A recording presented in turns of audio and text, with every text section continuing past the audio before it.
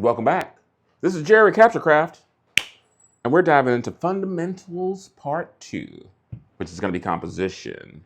If you have not already, watch Part 1, which is exposure, right?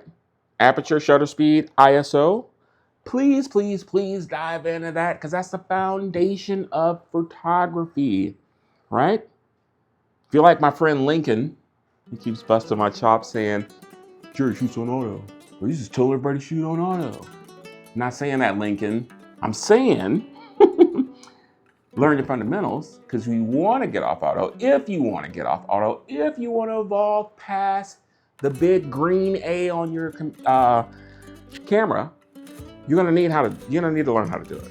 And the way we do that is dive into aperture, shutter speed, ISO, so we can get our hands and eyes used to dialing in a specific set of numbers to get the image, the emotion, the feeling that we want. And after we get that, we can take all of that and put it towards my favorite portion.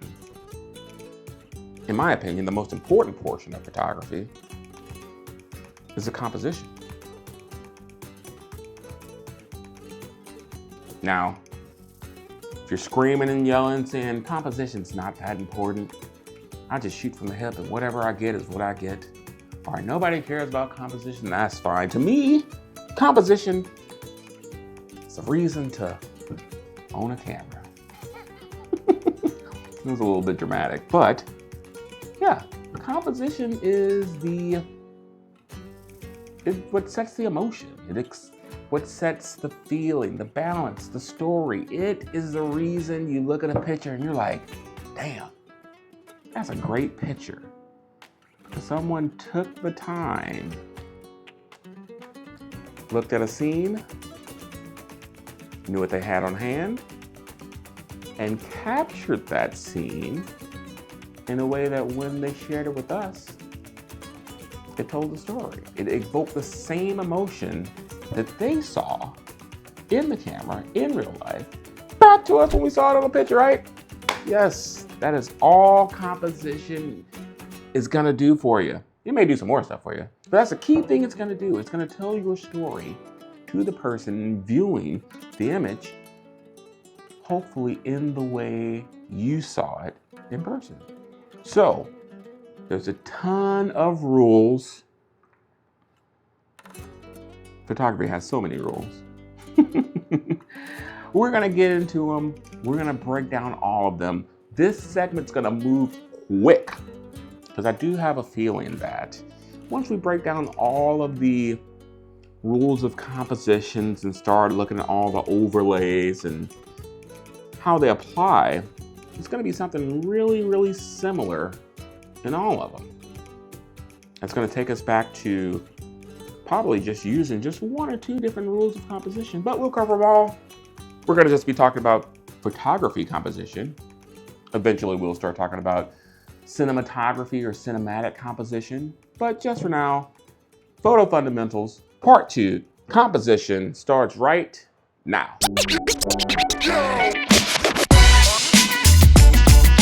What is going on, photo enthusiasts, shutterbugs, first timers, old timers, all timers, anybody with a camera who wants to take this journey with us. This is Capturecraft. I am Jerry Hill with jerryhillphotography.com.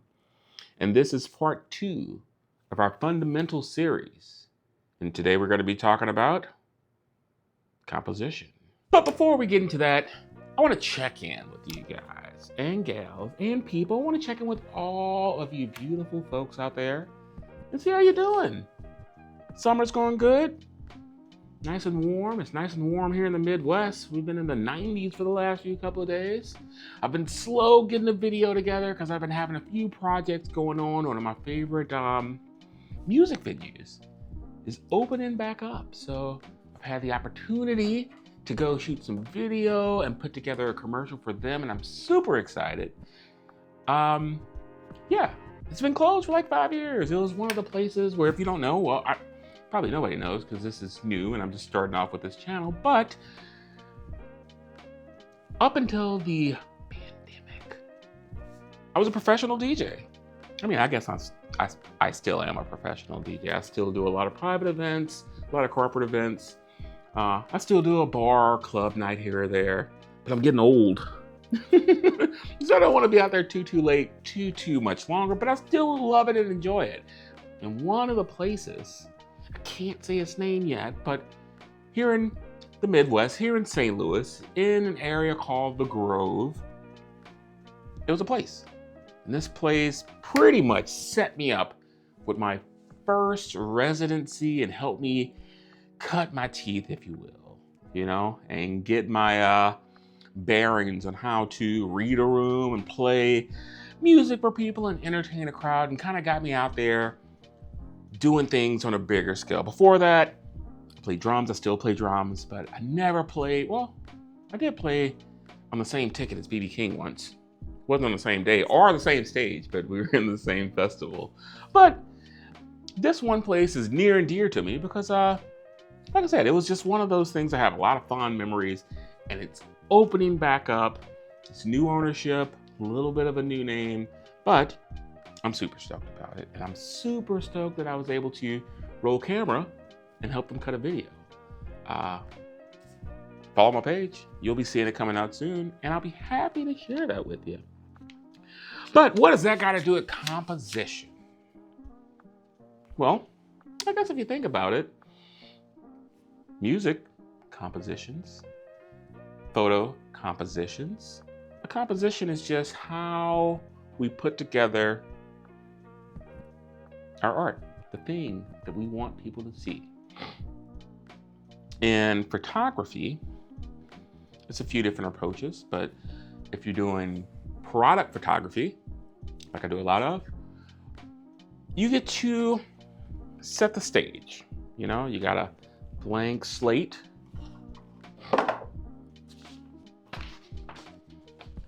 And you get to design everything that you want to see on that blank slate. What I like to do is get my blank slate, get in my viewfinder, and arrange things using some composition techniques. So why not start off with the most simple, most basic, the one you've seen the most. And the best thing about this tutorial is that you even don't have to take out your whole big old camera. However, I would if I were you, because that's the fun of having a camera. It's getting it out and lugging it around and putting all the gear on it and schlepping around in the park and catching a bird. At least for me. But anyhow, we're gonna start with the rule of thirds. This is my little teaching aid I got going on here, right? So anyhow, before we get into that, we're good, I'm good, you're good. If not, drop a comment, drop a name, DM me. It's only like 60 people that watch this on YouTube. So if you're really going through something, seriously, holler at me. I'll talk to you, and if I know some resources or some people or anything that I can point in your direction to help you out, more than happy to do it. A lot of people help me, and I'm super happy to help back any way that I can. So just a little check-in from Jerry with you.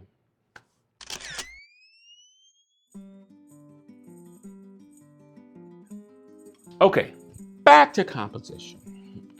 Like I said, composition is gonna be the way that we arrange our image.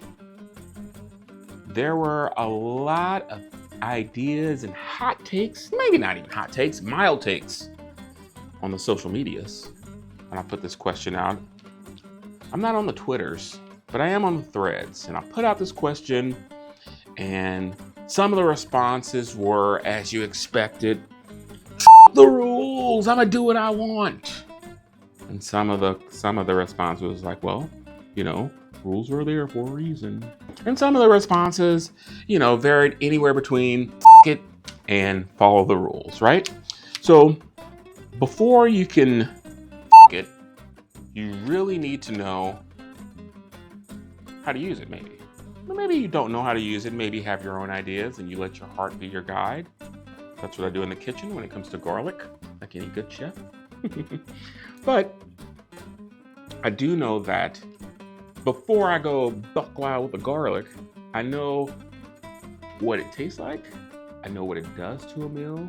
I know what it does to a few different things that I'll mix it with, how it enhances or changes the flavor.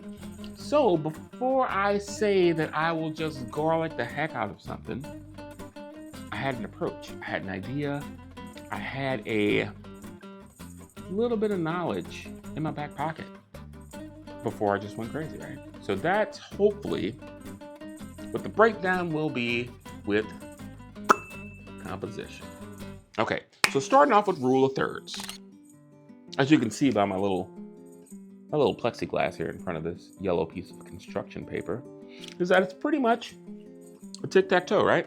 And the easiest way to think of it is that you just align a point of interest on one of these little areas here. So this is going to be like, think of it like a target. Think of it like X marks the spot. So person's head, maybe a dog down there. You know, you got a few different things going on. You can do it in a few different ways as well. Low, middle, high, left, right, center. All of these are just going to divide the screen and let you compose, right? So what do I mean by that? If you're out shooting wildlife, or you're shooting landscape, or you're shooting still life that happens not to be in your home, or you're shooting, I guess you're shooting something that you cannot physically get your hands on and move in a way that you want to move it. The only thing that you can move is what, right? Your camera. You can adjust the focal length if you have a variable focus lens, or you can flip focus, run forward, run back, get everything going with that. You can adjust left to right laterally. You can adjust your height, low, up and down. So all of those things are going to help you compose your image. I got this thing, this little card thing here. Kind of late to the game. I kind of wanted one of these when I first started shooting. And I just got this one like a couple of days ago. Yeah, I got it from a place online, and it was a few bucks. And it came with this one. It came with a Fibonacci. It came with the triangles. And then it came with one of these things, which this little guy is kind of cool, right? So it goes from this side being the brightest of all your settings to this side being the darkest. By what I mean darkest, letting less light in, letting more light in. And these kind of things were, I think I actually printed one of these off the internet and had it with me when I first started going. It was kind of cool. One of the things this guy, I know it's totally an aside. This is totally off the subject. Should have covered this on exposure, but we're talking about it now. Since we already talked about exposure, this is an exposure supplement, right? Anyhow, this doesn't really tell you how to use this thing. This, little thing will say F4, 5, 6, 8, 11, 18, 22. Okay, and it just has a picture of a squirrel and a background, and you can see that the squirrel and the background is blurry on this side with the F4, and then the squirrel and the background are both in focus with the other. It doesn't say that that's 1, 2, 3, 4, 5 stops of light. Okay, so if you were to go 5 stops of light, and this was already, and you wanted to have everything in focus, and this was already, you're already set here, or let's just say you're set here and you're set somewhere in the middle with your ISO and your shutter speed. When you move your aperture down, you're gonna have to move either your shutter speed slower and your ISO faster to compensate. So if you go down 5, you need to find 2.5 between these two, which if instructions came with these little cards, it'd probably be way cooler. And I'm sure wherever I printed mine out from when I first got the little piece of paper, did have instructions with it. But anyhow, nevertheless, I think it's pretty cool. I don't think it'll make it into the wallet. I think it'll stay down here in the little workshop practice area and just be a thing to sit around, So anyhow, back to the rule of composition. The rule of thirds, as you move through, you get your little thing out and you're lining up your shot, and you put your subject of interest on your cross points. That's 1. You line things up from left to right, top, mid, bottom. So like your foreground, your subject matter in the center, your background off in the back. It's going to add depth. You get your thing lined up and you say, okay, it looks a little wonky. So what you can do is turn. Think of these little up and down lines as like a door or something, or a pivot point.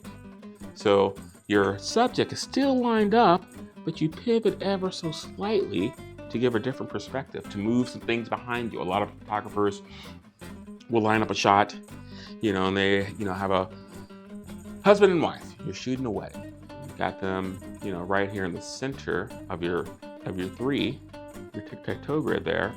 But behind them is the horizon, and it's running straight through their head, or it's a tree coming straight out of the back of their head, or something like that.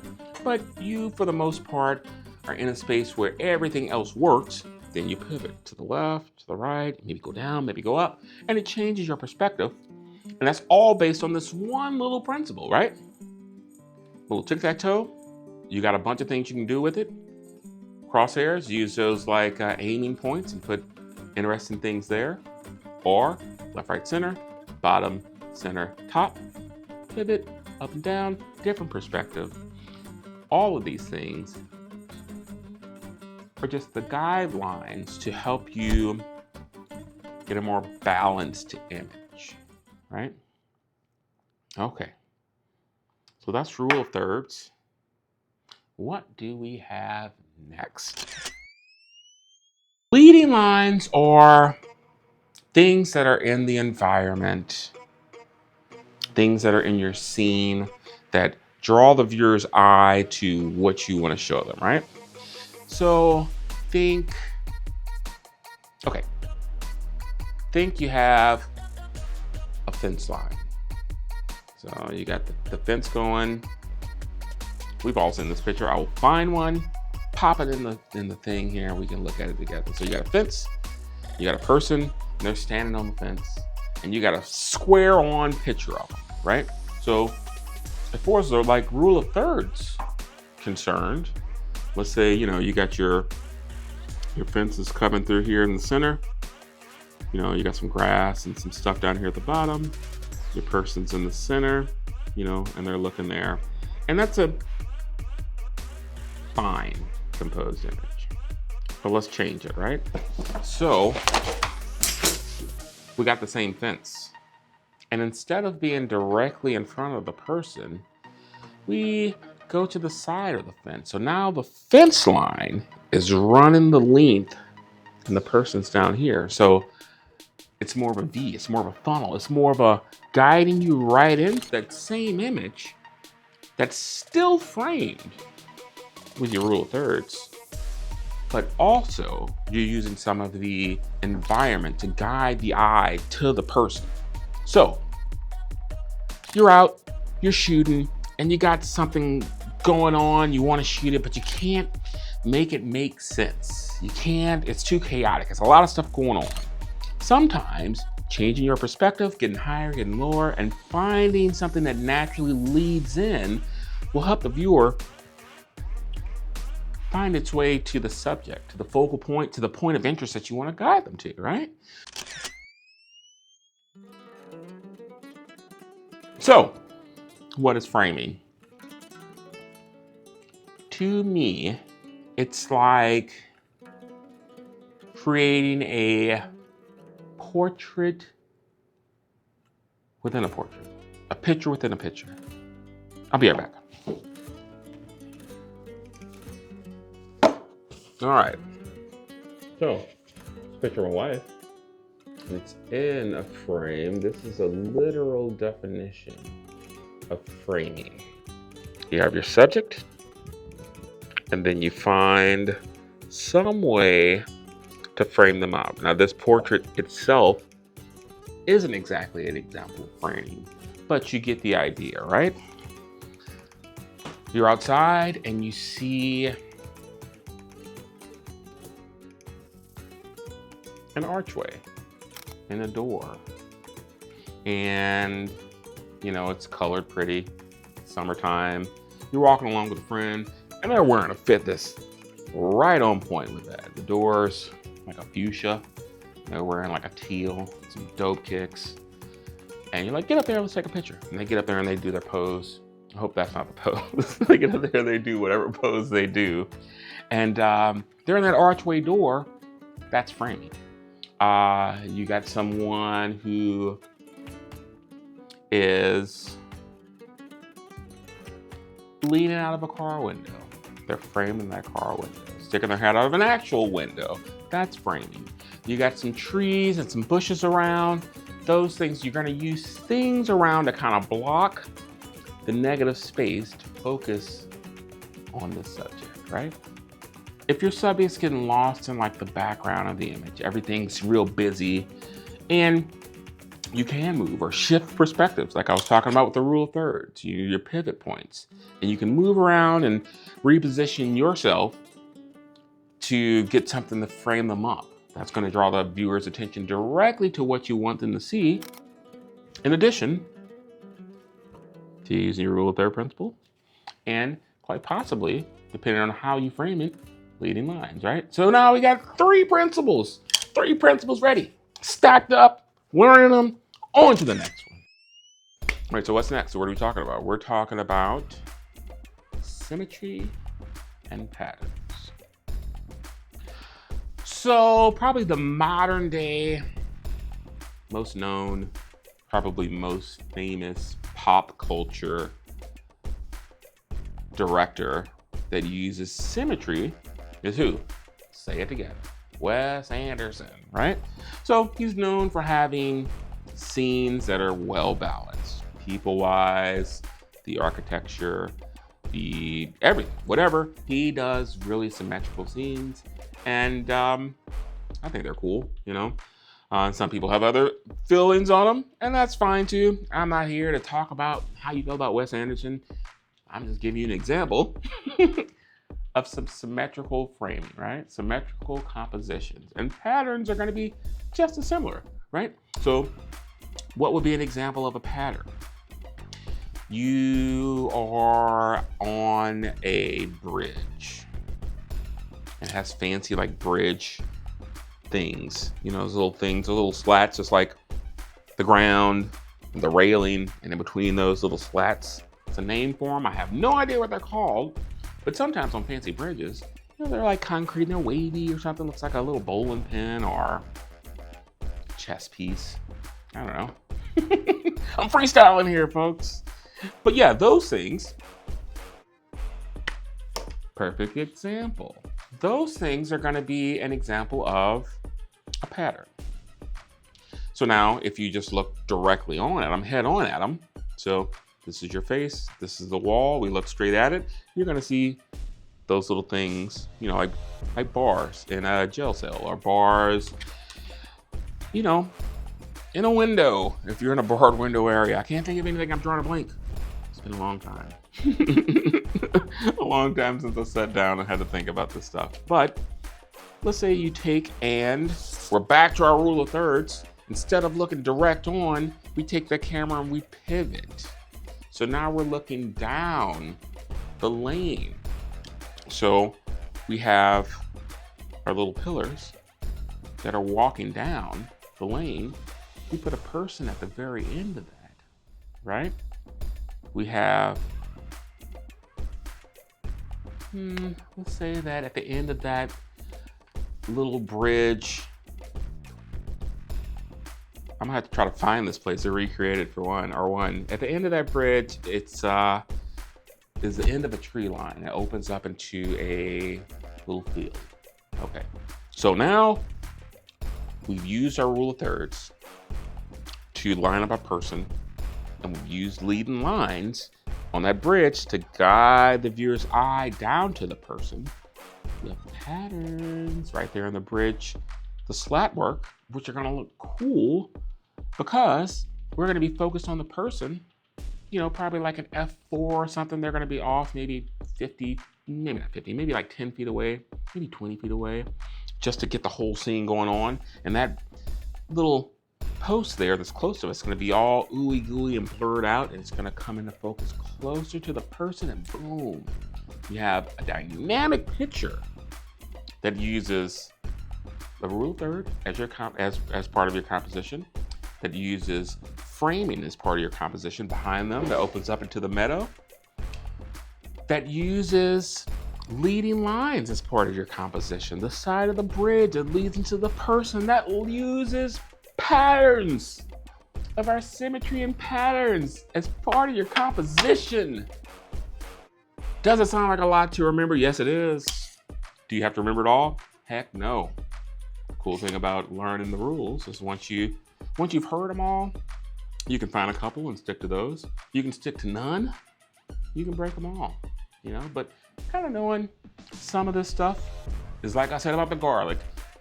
I know what it's going to do to a meal because I know what it does, right? I learned a little bit about it. So when I add in its alchemy, I know what it's going to create. I know it's not going to create something weird, right? All right, on to the next topic. We got all this stuff going on. We talked about our rules of thirds, which has still got a tip and a thing, something to show you that I was like, okay, this is probably why the rule of thirds is in most commonly used composition technique, or at least guidelines, or overlay this on your camera, but we'll get into that in a second. Anyhow, so talked about rule of thirds, most famous. It's probably got a star on the Hollywood Walk of Fame. We've talked about leading lines. We've talked about framing. We've talked about symmetry and patterns. So we got our image. It's all composed. And now we've been playing with that for a little bit. We've been bouncing around, seeing what we can see. Now we're going to start paying attention to the things behind, the things in front of, the balance. All of those things is going to tie it in even more. So you set up your shot. And it took me a while to get used to doing this. Is that you get your shot, because a lot of times when you start shooting, you're looking through your viewfinder and your person's out there or your subject's out there, and you're moving all around and you're trying to find, the right composition like we're talking about for it. And then you finally get it, you pull the trigger. You just click, click, shutter closes. You're like, yes, I got the picture that I wanted. You get back home, your adrenaline's pumping, and you're like, yeah, I'm getting ready to see this beautiful image that I've taken. You get home, and there's something weird in the background, right? So, I don't really have a tip for this other than, it's part of the process to learn to see what you intend to see and then see beyond that.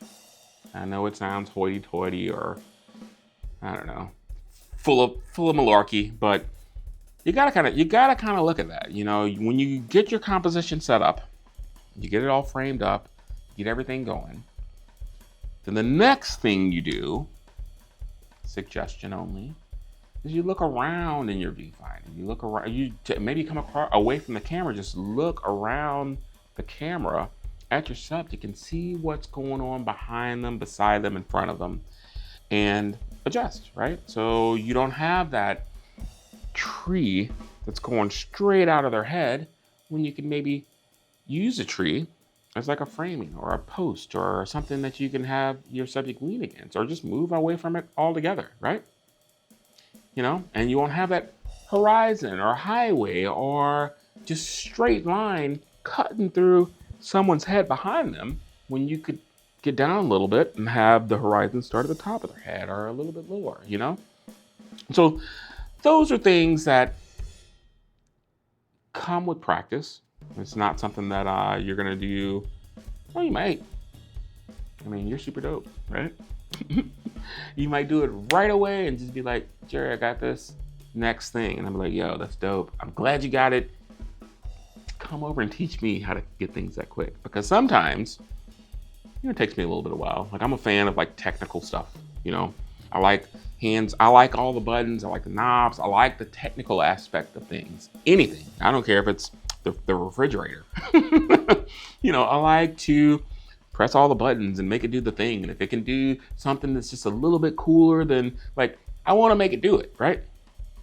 So a lot of times I'm focused on, the things. I'm focused on the toy, playing with my toy. And the way that I slow down with composure, composition, is that I started shooting with film cameras.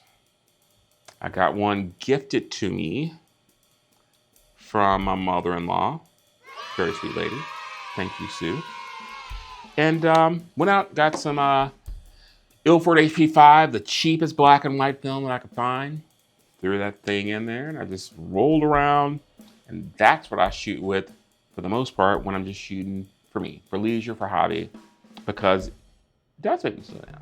I only got 36 shots in that thing. So, like a digital camera, if I go out just click-clacking all over the place, and I got, an SD card in there that can hold 1,000, 2,000, 5,000, however many pictures, I can take as many pictures I want, and I'll come home and I'll call them all down to like the 20 that I like, and then get those down to like 2 or 3, and then now I got one. But with the film camera, I know I got 36 shots in that one roll frame. I know it's not the end of the world. I know it's not the end all be all, but it makes me look deeper, longer. It lets me sit with my subject a little bit longer, a little bit more. It lets me take it in more. I know I'm going to relive this situation, in the picture later. I don't know how often most people do it, but probably 5 or 6 times a year, I go through my favorite photos and I take that little walk down memory lane. We have all these things on our phones now that'll do like, this day 10 years ago, you were trying to do the hot dog eating contest. Joey Chestnut choked you out. And you can look at some pictures that you've taken, but as you start shooting things professionally, or not professionally, just like as an enthusiast, as a lover of photography, you start looking back at those photos, you're gonna be like, man, these were cool shots. These were cool images, these are cool memories. And when you take your time and you set with them a little bit longer than just, something cool, click, and you run off, it means a little bit more. To me, it does. Maybe not to you. But just a suggestion, you like photography. You like capturing emotion, experiences, all of those things. For me, it was a film camera. Back to the topic. So we talked about background. So what's next? I kind of hinted at this a little bit before when I was talking about the patterns, but we want to start looking at depth in photos. So a lot of people will do things. I've talked about this in the exposure with the f-stop. I said something to the effect of like, if my hands are on this table, you got one in front, one in back, and your f-stop was more or less, you'd see more or less of my hands in focus. But in the same thing, let's see, I got my little duster here, and let's say I use this little smoke machine, and as I get this close to in front of it and behind it, you can see that the depth is building with all of those things. Is that a great example? Hell no. But it gets the point across. What can you do with that? You see a lot of photographers outside, if they're doing outside shots. I don't know why I said that weird. And they're just using natural lights and their surrounding. They'll take a tree limb and they'll pull it down in front of their lens just a little bit, and that'll get that front little bokeh, because the lens can't focus that close. Subject in between that, and you got your horizon off in the back. Now, you're starting to take some stunners, right? Some stunning photos. Foreground, subject, background. Composed all pretty. You're thinking about it, you're moving around. You got some stuff going, and it's all because of fundamentals, right? Composition fundamentals, composition guidelines that will, give you something to think about, give you something to work towards. And then once you get it, you can say, okay, All that's out of there. And now I'm back in here with my own ideas, my own concept, my own look. Well prepared I am. They call me well prepared Jerry Hill.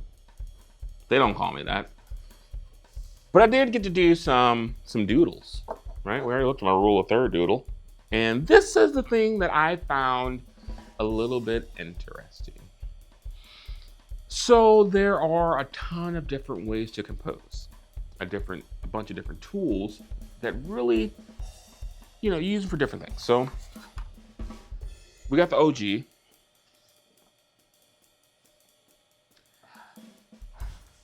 For those who don't know what OG means, it means the original gangster.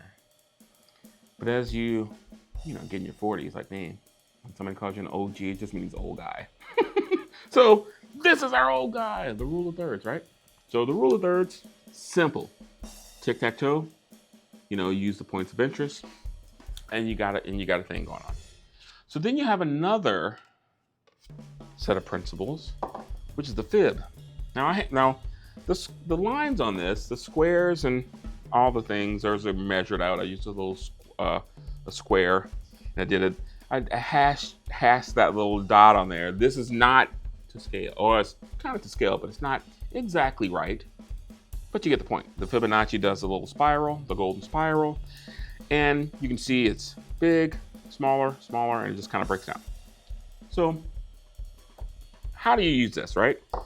This area would be your point of interest, and everything around it, you would find a scene to try to draw everything in to that. Okay, so we're gonna lay this over here. So now we got the fib, and we got the rule of thirds. Can you see them both? Yep, you can see them. It's a little glare. Let me see. I think it's fine. You can see them both. So then it's another one, and these are all things that you can turn on in like Lightroom. I think if you pull up Lightroom, the cropping overlay, I think if you hit R, it pulls up the cropping overlay, and if you hit O, it'll cycle through these. So next up are the triangles. And you'll see, you'll see these. And the idea behind this is that like each one of these points is where you would put, your thing of interest, This would be something that, I would use for like a flat lay if I was doing something like that, a top-down photography shoot. And, kind of set the axis here, interesting dish there, interesting this here if I'm doing food, and then just do some stuff around it to make it look pretty. But let me lay this over here. Okay, so all of these things that are on here is doing one thing to me, right? So behind us, we got the rule of third. It's the OG, it's the granddaddy, it's the one that everybody goes to. Your camera has it, your cell phone has it when you open a picture. By the way, like I said, you don't have to take your whole camera out. This is something that can be shot on your phone because your phone has a rule of thirds right there in the camera. That's the one that comes with it. That's the one that like defaults. I don't even know if you can change it. I haven't looked into it. I'm not gonna look into it because what I'm gonna say here is gonna make it all rule of thirds, Fibonacci, triangles, all pointless. Kinda. For the most part, but yeah. Okay, so what's our rule of thirds? We line up things on the intersection. So if we look back, we can see that one of the intersecting points kind of interlacks with the triangles.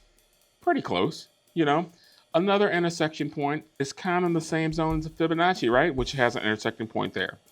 If we divide the thing into thirds, 1, 2, 3, same thing. You can't even see where the Fibonacci is behind there because it breaks down the same 2/3, 1/3.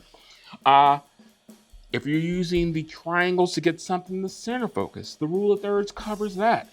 So maybe the reason that the triangles isn't on your camera by default and a Fibonacci isn't on your camera by default is because this OG granddaddy composition guideline pretty much covers everything you need. If you need to do a Dutch angle, You can use it with that. If you needed to do any of the compositions, it's more. When you go look on your Lightroom or whatever, or just get online and Google composition types, overlays, you'll see a bunch of them. I do say at work I do use a more even space grid that has like the little X in the middle. Reason being, I'm shooting product photography and I'm shooting macro and I'm shooting up close. Center of the lens is the most sharp, and I'm like super close with that 105 millimeter, my favorite lens, shooting jewelry all day. So I do use a different overlay for that, but when it comes to anything else, rule of thirds got you, right? It covers them all, and that's what makes it a good default tool. And one of the big brain camera people is like, yo, that's why we're gonna put that one on everything, because it pretty much covers all the different overlays in one overlay. So there we are, right? Granddaddy rule of thirds, the OG. Alrighty, let's dive into some shots that I've taken around town, taken around the house, taken around the shop, and see how composition changes things. From pushing in to standing back. We got the rule of thirds overlay up there. We could take a look at things and see how things line up. And just keep in mind, the rule of thirds, the Fibonacci, the triangles, all of those things are tools that we can use to compose. Right? It's good to go. We got one more thing in our arsenal. We got one more thing in our bag of tricks. Did you get something out of it? I hope you did. I did. I had a great time hanging out with you. If you haven't done the thing, make sure you like, make sure you subscribe, make sure you hit the share, make sure you hit the bell. Did you notice the new logo on the page? Huh? Follow me on the socials at Jerry Hill STL. This is CaptureCraft tutorials on YouTube at CaptureCraft TUTS, CaptureCraft Toots. We'll be back soon. We'll have some more learning. We'll have some more photography talk. We will step our skills up even further. And we're all going to do it together, right here, one episode at a time. So thanks for sticking around, doing all the things. We're going to ride out on some pictures that I took. And yeah, let me know in the comments. Get at me. Everything's good, everything's cool, everything's fun, everything's wonderful. I hope to hear from you soon. I'll talk to you later.